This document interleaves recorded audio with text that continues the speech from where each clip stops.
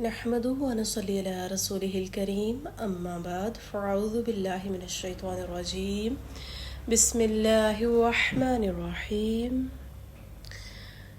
آج جس عمل کے بارے میں ہم بات کریں گے وہ ہر مسلمان کی زندگی میں بار بار آتا ہے، لیکن ہم اس کی جو حقیقت ہے نا اس کو بھول جاتے ہیں۔ وہ عمل ہے صبر۔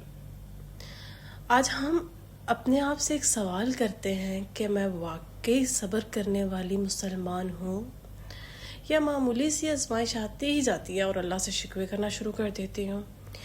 اللہ تعالیٰ سورہ زمر کی آیت نمبر 10 میں فرماتے ہیں، بے شک صبر کرنے والوں کو ان کا اجر بے حساب دیا جائے گا۔ لیکن نماز کا اجر ہے، جیسے روزے کا اجر اللہ تعالیٰ نے کہا نا کہ روزہ میرے لیے اور اس کا اجر میں دوں گا، صدقے کا اجر ہے، لیکن صبر کے بارے میں اللہ تعالیٰ نے نا کیا فرمایا ہے کہ بے حساب اجر ہے۔ کتنی بڑی خوشخبری ہے نا ہمارے لیے۔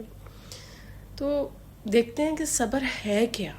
صبر کا مطلب صرف خاموش رہنا نہیں، بلکہ اللہ کے فیصلے پر راضی رہنا، گناہوں سے بچنا اور مشکل وقت میں اللہ تعالیٰ کی اطاعت پہ قائم رہ جانا۔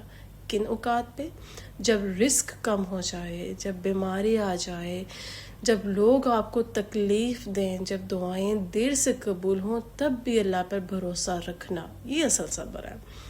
رسول اللہ صلی اللہ علیہ وسلم نے فرمایا، صبر کی اصل آزمائش تو پہلے صدمے کے وقت ہوتی ہے۔ صحیح بخاری کی 1283 میں یہ موجود ہے، یعنی جب مصیبت آئے پہلی بار ہی اس وقت زبان سے اللہ کی نافرمانی نہ نکلے، تو یہ حقیقت میں صبر ہے کہ مصیبت پہنچی فوراً صبر کر لینا، پہلے واویلا مچا لینا اور بعد میں کہنا میں نے صبر کر لیا، تو یہ صبر نہیں ہے۔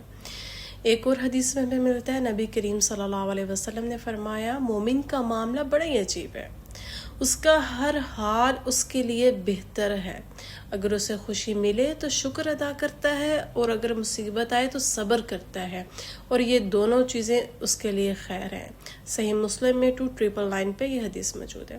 تو ہمیں اپنا محاسبہ کرنا ہے کہ اگر کوئی مجھے ڈیگریڈ کرتا ہے، یا کوئی میرے ساتھ کوئی غلط رویہ کرتا ہے، یا مجھے کوئی تکلیف پہنچاتا ہے، یا اگر کوئی مجھے مالی پریشانی آ جاتی ہے، کوئی میں فائنینشیل کرائسس سے گزر رہی ہوں، یا بیماری آ جاتی ہے، تو میرا پہلا جملہ کیا ہوگا؟ یا کیا میں یہ کہتی ہوں کہ یا اللہ میں تیرے ہر فیصلے پہ راضی ہوں، یا پھر ہم فوراً سے شکایتیں، ناراضگی اور مایوسی میں مبتلا ہو جاتے ہیں؟ ہمارا رویہ کیا ہے؟ ہمیشہ ایک بات یاد رکھیں، ہماری سوسائٹی میں نا یہ بات بہت زیادہ کہا جاتا ہے کہ اچھا کہ جو صبر کرتا ہے نا اس کو ہمیشہ کمزور سمجھا جاتا ہے، اور اس سے یہ مطلب خیال کیا جاتا ہے کہ شاید اس کے بس میں نہیں ہے، اس لیے یہ صبر کر رہا ہے، یہ کچھ کر نہیں سکتا تو اس لیے یہ صبر کر رہا ہے۔ تو ایسا بالکل نہیں ہے۔ صبر کرنے والا کمزور نہیں ہوتا، صبر کرنے والا تو بہت مضبوط انسان ہوتا ہے۔ کیوں؟ کیونکہ وہ اپنے جذبات پر قابو رکھتا ہے اور اپنے رب پر بھروسہ کرتا ہے۔ اللہ تعالیٰ سے اپنے لیے ہم نے یہ دعا کرنی ہے کہ اللہ تعالیٰ ہمیں ہر حال میں صبر کرنے والا بنا دے، کہ ہم اللہ کے ہر فیصلے پر راضی رہیں۔ ہم ان خوش نصیب بندوں میں اللہ تعالیٰ ہمیں شامل کر دے جنہیں اللہ تعالیٰ بے حساب اجر عطا فرماتے ہیں۔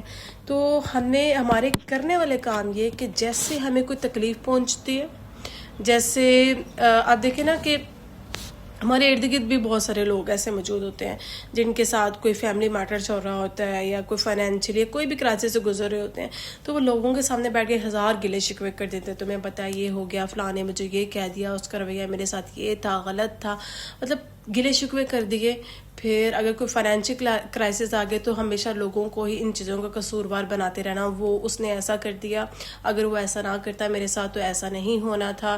مطلب پہلے تو ہم انسانوں کے ساتھ شکوے کی اتنی لمبی لسٹ بنا لیتے، پھر ہم اینڈ پہ کیا کہتے ہیں، میرا صبر آئے گا، مطلب جو میں نے صبر کیا ہے فلاں کے رویے پہ تو اس کو میرا صبر پوچھے گا، یہ ہوگا۔ مطلب یہ کیسا صبر ہے؟ صبر تو یہ ہے کہ آپ اللہ کے فیصلے پر حاضر ہو جائیں۔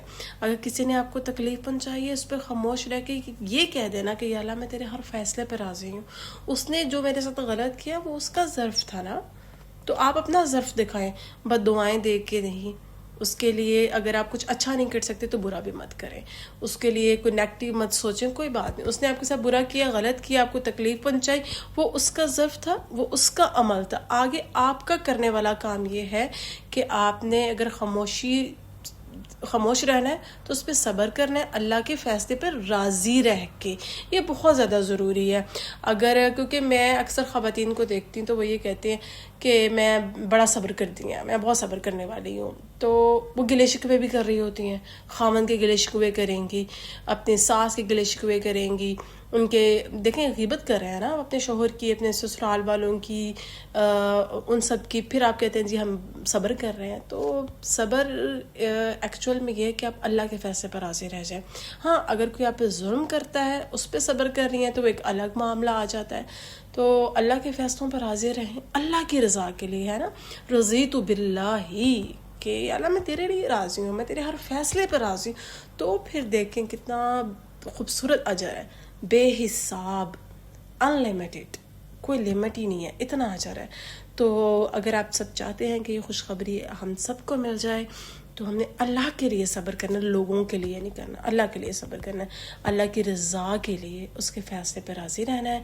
اللہ تعالی ہم سب کو توفیق عطا فرمائیں، اور اپنے پیاروں کے ساتھ یہ میسیج ضرور شیئر کریں تاکہ ان سب کو فائدہ حاصل ہو. کیونکہ یہ صبر ایسا معاملہ ہے، ہم سب کی زندگی میں کوئی نہ کوئی مشکلات آ جاتی ہیں، فیملی میٹرز میں آ جاتی ہیں، فائنینشلی آ جاتی ہیں، بیماری میں آ جاتی ہیں، تو ہر حال میں صبر کرنا ہے انشاءاللہ. السلام علیکم ورحمۃ اللہ وبرکاتہ.